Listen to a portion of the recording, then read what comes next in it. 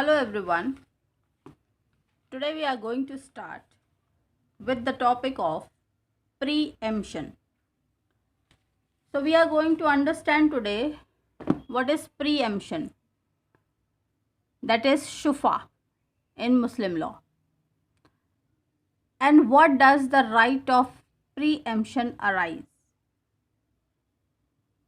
Starting with the right of preemption or shufa is a right which the owner of an immovable property possess to acquire by purchase another immovable property which has been sold to another person. This definition is given by मुल्ला. इसका मतलब ये हुआ कि जो right of preemption है या शुफा है वो एक ऐसा हक है जो कि किसी इमूवेबल प्रॉपर्टी का जो ओनर होता है उसके पास होता है. और अगर हम समझें कि इसमें वो क्या कर सकता है, then it is to acquire by purchase another immovable property, कि वो खरीद सकता है कोई दूसरी इमूवेबल प्रॉपर्टी जैसे कि मकान, ज़मीन, जो कि ऑलरेडी किसी अन्य व्यक्ति को बेची जा चुकी है. Justice Mahmood in case of Govind Dayal versus Inayatullah gave the verdict, a right which the owner of immovable property possess as such for the quiet enjoyment of that immovable property to obtain in substitution for the buyer property possession of certain other immovable property not his own on such terms as those on which such latter immovable property is sold to another person.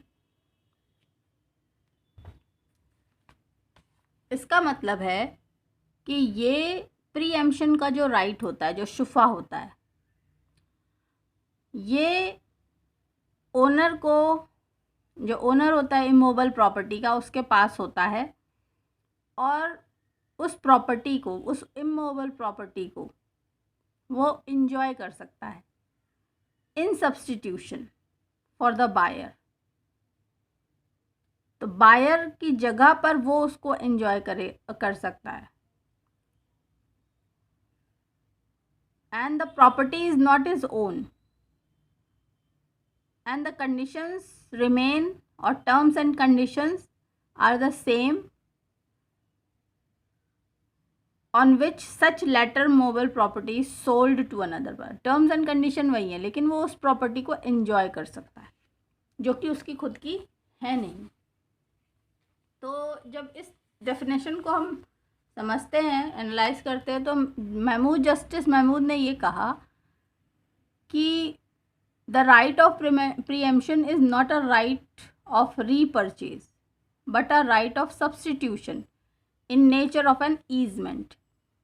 तो ये एक repurchase का right नहीं है, जबकि ये एक right of substitution है. और इसका नेचर कैसा है, जैसा कि ईजमेंट राइट्स होते हैं उस तरह का. Calcutta and Bombay high courts have held that it is a right of repurchase from the purchaser who is treated as a full owner for all practical purpose till the right of preemption is exercised. तो जब तक right of preemption exercise नहीं किया जाता तब तक ये जो है right of repurchase रहेगा. It was held to be a personal right, of course. The technical term for this Anglo-Mohammedan equivalent preemption is shufa. तो जो टेक्निकल अरबिक टर्म है प्रीएम्पशन का, वो उसको कहते हैं शुफा, और इसका लिटरल मीनिंग होता है एडिंग, जोड़ना. In law of preemption is defined as a right which the owner of certain immovable property possess as such for the quiet enjoyment of the property to obtain in substitution for a buyer proprietary possession of certain other immovable property which is not his own on such terms as those on which such latter immovable property is sold to another person.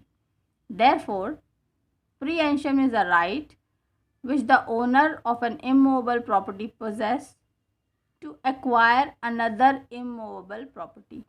तो immovable property का owner, उसके पास एक हक है कि वो दूसरी immovable property acquire कर सके for the price for which it has been sold to another person, उसी प्राइस पे जिस पे कि वो किसी अन्य व्यक्ति को बेची जा चुकी है.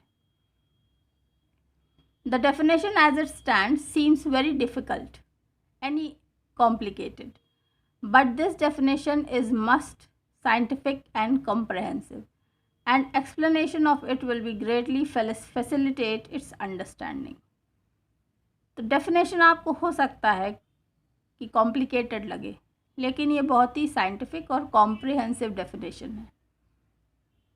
The right of preemption is a right to acquire by compulsory purchase, in certain cases, immovable property in preference to all other person. तो एक तरह से right of preemption क्या है? Compulsory purchasing of immovable property in preference, यानी सबसे पहले preference दिया जाएगा as compared to all other person. It is the right of third person, who is called as preemptor, to step in when a contract is made for sale of immovable property. तो ये तीसरे party का, third person का right हो जाता है, जिसको हम प्रीएम्प्टर कहते हैं, और वो ठीक उसी समय एंटर करता है जबकि कॉन्ट्रैक्ट सेल का हो चुका होता है इमूवेबल प्रॉपर्टी पे, और फिर वो क्लेम करता है and claim to take the place of buyer. और वो आ करके क्या करता है कि जो बायर है, जो उस प्रॉपर्टी को ख़रीदने वाला व्यक्ति है, उसकी जगह पे प्रीएम्प्टर आ जाता है. That is to take the property at the same price, यानी अब बायर जो कीमत पे करने वाला था उसी कीमत पे अब वो प्रीएम्प्टर आएगा और प्रॉपर्टी को ले लेगा. और terms and conditions will remain same on the same conditions as the buyer and seller have agreed upon.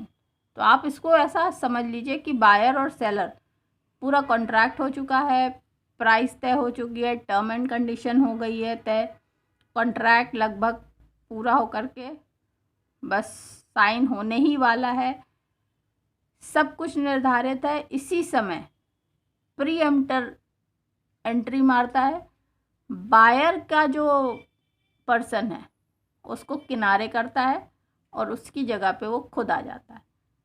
कोई अन्य चीज़ नहीं बदलती, ना प्रॉपर्टी बदलती है, ना कंडीशन बदलती, ना पैसे का अमाउंट बदलता है, ना कॉन्ट्रैक्ट बदलता है, केवल प्रीएम्प्टर आ जाता है बायर की जगह पे. ये कहलाता है प्रीएम्प्शन.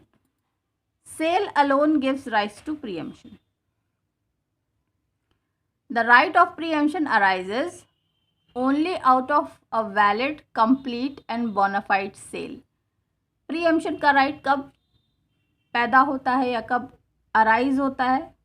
वो केवल अराइज होता है जबकि कोई कंप्लीट, वैलिड और बोना फाइड सेल हो रही हो. It does not arise out of a gift. ना तो हिबा, ना सदाक, ना वक्फ, ना inheritance, bequest, lease, even though perpetuity के केस में भी ये प्रीएम्प्शन का राइट अराइज नहीं होता. ये केवल और केवल वैलिड, कंप्लीट और बोनाफाइड सेल के केस में अराइज होता है.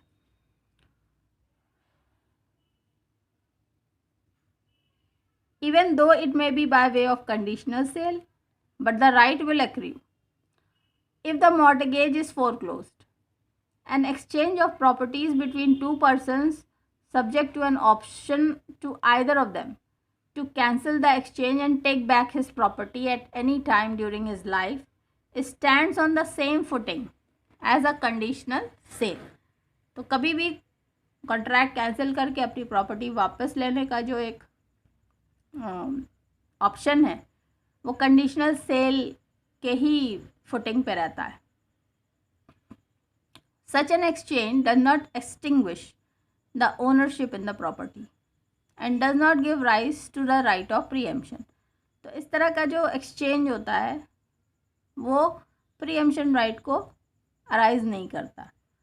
But if one of the parties dies without cancelling the exchange, लेकिन अगर एक्सचेंज कैंसिल नहीं हो पाया हो और एक पार्टी मर जाती है, तब transaction will mature into 2 sales and will give rise to the right of preemption. तब वो ट्रांजैक्शन राइट ऑफ प्रीएम्पशन को अराइज करेगा, क्योंकि उस समय सेल्स जो हैं वो 2 भाग में बढ़ जाती हैं। It has been held by the high court of Allahabad that transfer of property by husband to his wife in lieu of dower is a sale. जो पति अपनी पत्नी को डोवर के बिहाफ पर ट्रांसफ़र करता है प्रॉपर्टी, तो वो सेल की ही कैटेगरी है and is therefore subject to a claim for preemption, इसलिए उसमें प्रीएम्पशन का क्लेम सब लगेगा। On the other hand, the chief court of Awadh has held that the transaction amounts to hiba bil iwaz and no claim for preemption can therefore arise. तो अवध का जो chief court है उसने कहा है कि ये इस तरह का ट्रांजैक्शन हिबा बिल इवाज कहलाएगा और इसके तहत कोई भी क्लेम नहीं बनता। The right of preemption arises not only out of private sale but also out of the sale by court or the receiver appointed by the court as held. It has, however, been held by the High Court of Allahabad that the right of preemption arises not only when an out-and-out sale has been completed but also when a complete contract of sale without any option of the vendor has been made. तो Allahabad high court ने ये बोला है कि preemption का जो right है वो केवल तभी नहीं अराइज होता है कि जब बिल्कुल स्ट्रेट अवे सेल कंप्लीट हो गई हो, ये तब भी अराइज होता है जबकि complete contract of sale without any option to the vendor has been made. So I hope students that you have understood the definition of preemption और preemptor कौन होता है और किस कंडीशन में preemption का राइट अराइज होता है। So keep studying. Bye bye for now.